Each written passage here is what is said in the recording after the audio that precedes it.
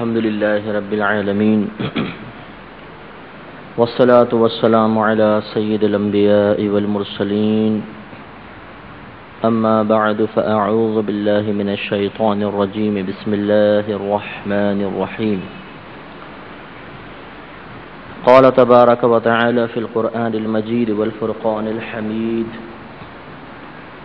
وسارعوا إلى مغفرة من ربكم وجنة عرضها السماوات والأرض أعدت للمتقين الذين ينفقون في السراء والضراء والكاظمين الغيظ والعافين عن الناس والله يحب المحسنين صدق الله العظيم وصدق رسوله النبي الكريم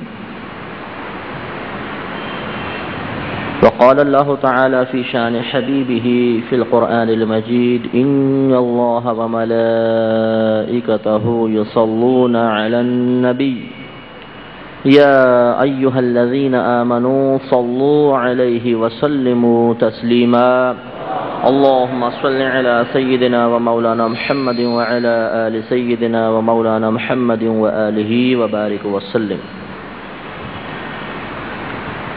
2:45 پر چونکہ خطبہ ہوگا تو انشاءاللہ کوشش یہی ہوگی کہ اس سے پہلے ہمارا بیان اختتام پذیر ہو جائے، لہذا بہت یکسوئی اور توجہ کا طالب ہوں، ٹو دا پوائنٹ گفتگو کرنے کی کوشش کروں گا، مختصر اور جامع بات کی کوشش ہوگی، اس لیے توجہ بہت ضروری ہے۔ میں سب سے پہلے شکریہ ادا کرتا ہوں اپنے آپ کے اس علاقے کے MLA جناب احمد پاشا صاحب کا، آپ کی مسجد کے صدر اور ممبر آف پارلیمنٹ اسد الدین اویسی صاحب اور QTV کے کوآرڈینیٹر جناب حاجی سیٹھ صاحب کا کہ آپ حضرات نے یہاں مدعو کیا اور کچھ کلمات کہنے کی سعادت بخشی۔ آپ سب کا شکر گزار ہوں کہ آپ یہاں تشریف لائے، ویسے تو جمعے میں آنا ہی تھا، لیکن بہت سے ایسے بھی ہوں گے جو صرف بیان سننے کے لیے بھی آئے ہوں گے، تو ان کا بھی میں شکر گزار ہوں کہ آپ نے اپنا قیمتی وقت نکال کر یہاں پر تشریف فرما ہو کر عزت افزائی فرمائی۔ الحمدللہ ربیع الاول کا مبارک مہینہ آتا ہے تو محبت رسول کے تقاضے کے تحت اظہار محبت رسول ہونا شروع ہو جاتا ہے، اور ہر شخص اپنی ہمت، اپنی وسعت اور اپنی محبت اور عشق کے تقاضے کے مطابق اظہار کرتا ہے۔ نبی کریم صلی اللہ علیہ وسلم کی محبت ایمان کی کاملیت کے لیے جزو لازم ہے۔ بخاری کی مشہور روایت آپ نے سنی ہوگی، نبی کریم صلی اللہ علیہ وسلم نے ارشاد فرمایا کہ اس وقت تک تمہارا ایمان کامل نہیں ہوتا جب تک کہ میں تمہیں تمہارے مال، تمہاری اولاد، حتیٰ کہ تمہاری جان سے زیادہ پیارا نہ ہو جاؤں۔ تو محبت رسول بہت امپورٹنٹ چیز ہے، اور ایک مومن کے لیے، ایک مسلمان کے لیے اس میں اضافہ لازم ہے، جتنا زیادہ اضافہ ہو اتنا بہتر۔ اس لیے آپ ملاحظہ فرمائیں گے خصوصاً اہل سنت والجماعہ میں کہ کثرت کے ساتھ نبی کریم صلی اللہ علیہ وسلم کے فضائل بیان کیے جاتے ہیں۔ وجہ وہی ہے کہ اللہ تعالیٰ نے اپنے حبیب کریم صلی اللہ علیہ وسلم کے ذریعے ہمیں کاملیت ایمان کا ایک طریقہ سمجھا دیا، ایک ذریعہ دے دیا۔ اس ذریعے کو بنیاد بنا کر کوشش یہ کی جاتی ہے کہ کثرت سے ذکر رسول ہو، ان کے محافل سجائی جائیں، ہماری آنے والی نسلیں نبی سے زیادہ قریب ہوں، اور ان کے دل میں محبت رسول بڑھتی چلی جائے، اور یہ محبت رسول ہمارے ایمان کو کامل کر کے اللہ کی بارگاہ میں بھی مقبول بنا دے۔ لیکن یہ بات بھی بہت توجہ طلب ہے کہ محبت کسے کہتے ہیں اور محبت کے شرعی تقاضے کون کون سے ہیں؟ کیا ہمارے پاس کوئی ایسا معیار ہے، کوئی ایسا آئینہ ہے، کوئی ایسا آلہ ہے کہ جس کے ذریعے یا جس آئینے کے سامنے کھڑے ہو کر میں اس بات کا اندازہ کر سکوں کہ واقعی میں اپنے نبی سے محبت کرتا ہوں؟ پھر ایک ہوتا ہے ناقص، ایک ہوتا ہے اعلیٰ، کامل۔ مثال کے طور پہ آپ کسی موٹر میکینک کے پاس جائیں تو ہمارے ہاں تو جو سیکھنے والے ہوتے ہیں ان کو کہتے ہیں چھوٹا، چھوٹے پانا لے کر آؤ، چھوٹے یہ کرو، چھوٹے وہ کرو۔ اور ایک استاد صاحب ہوتے ہیں مستری صاحب، اور مستری چھوٹا بھی کہلائے گا، مستری بڑا بھی کہلائے گا۔ فرق ہے، یہ ناقص ہے، وہ کامل ہے۔ ناقص کو کام دیتے ہوئے آپ گھبرائیں گے، ہو سکتا ہے بگاڑ دے۔ کامل کو کام دیتے ہوئے اعتماد کے ساتھ دیں گے کیونکہ معلوم ہے کام بنائے گا۔ کامل کامل ہوتا ہے، ناقص ناقص ہوتا ہے۔ کامل کی ویلیو زیادہ ہوتی ہے، ناقص کی ویلیو کم ہوتی ہے۔ آپ اپنے بچے کے لیے گھر پہ ایک ٹیوٹر رکھنا چاہتے ہیں، آپ نے معلومات کی ایک ایسا ٹیوٹر ہے جس کو پڑھاتے ہوئے 2 سال ہوئے ہیں، اور ایک ایسا ٹیوٹر ہے جس کو 45 ایئرز ہو چکے ہیں، 45 سال۔ آپ کس کو رکھیں گے؟ اگر آپ افورڈ کر سکتے ہیں تو آپ اس کو رکھیں گے جو 45 ایئرز کا تجربہ رکھتا ہے، کیونکہ وہ اپنے اس فن میں کامل ہے۔ کامل کی قدر و قیمت بہت زیادہ ہوتی ہے، ناقص کی قدر و قیمت کچھ بھی نہیں ہوتی۔ لہذا اب یہ ہمیں ضرور غور کرنا ہے کہ محبت رسول کیا ہے، مجھ میں محبت رسول ہے یا نہیں، اور ہے تو وہ کس درجے کی ہے، کامل ہے یا ناقص ہے، تاکہ پھر ہم واقعی اپنے آپ کو محبت رسول کہنے والا، عاشق رسول کہلوانے کے مستحق ہو سکے۔ لہذا یاد رکھیے کہ محبت تو کہتے ہیں میلان قلب کو، دل کا کسی کی طرف مائل ہو جانا، یہ محبت ہے۔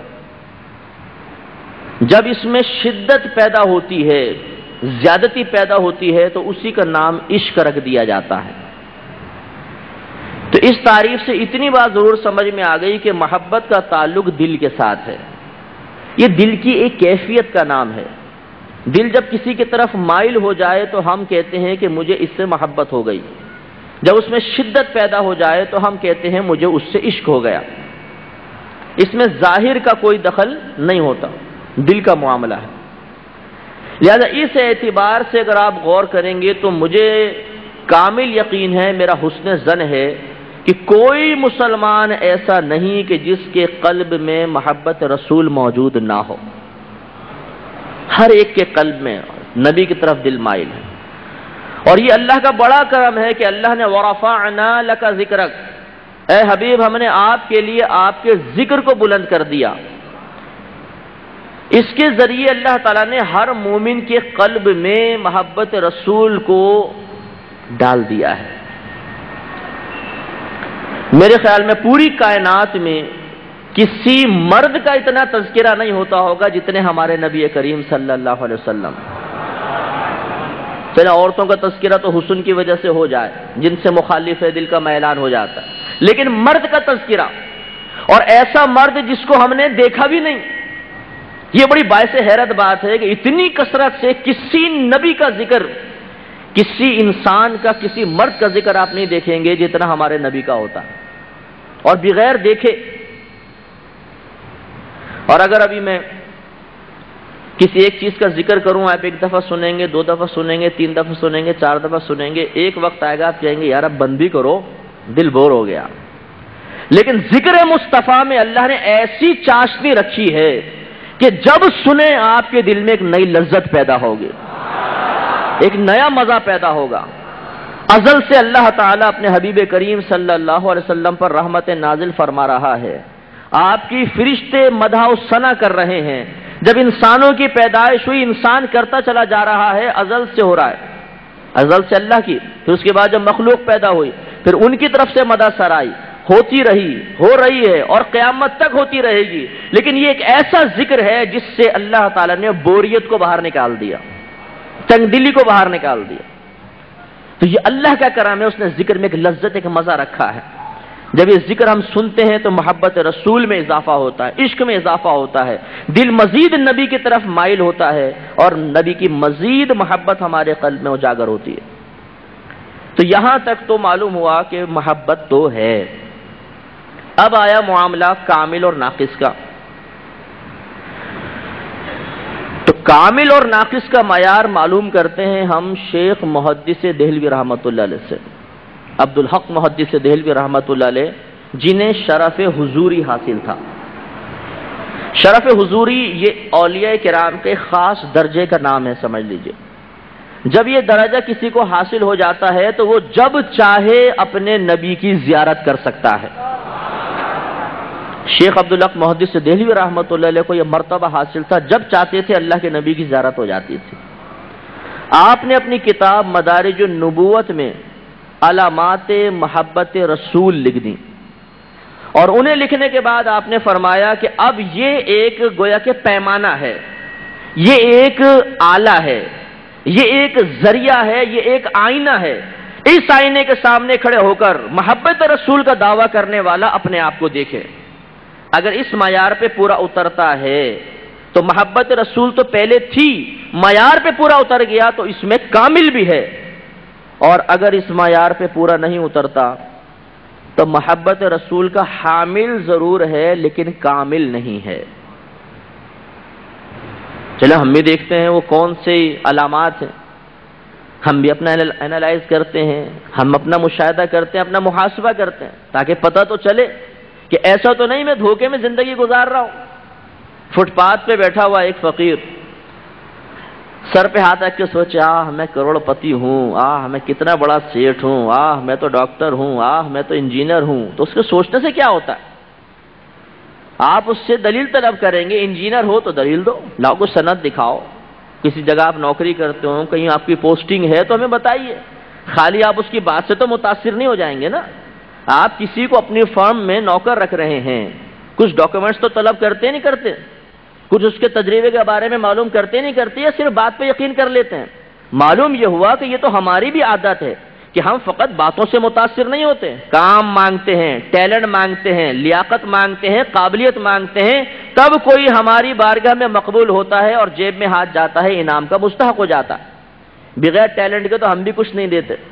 تو اللہ تعالیٰ کی بارگاہ سے بھی کچھ حاصل کرنا ہے تو اپنے آپ کو اس معیار پر پورا اتارنا ہوگا جس معیار پر اترنے کے بعد صحابہ کرام نے بارگاہ الہی سے مراتب حاصل کیے، جن معیار پر پورا اتر کر آج صاحب مزار قبروں میں جانے کے باوجود ہمارے قلوب پر حکومت کر رہے ہیں۔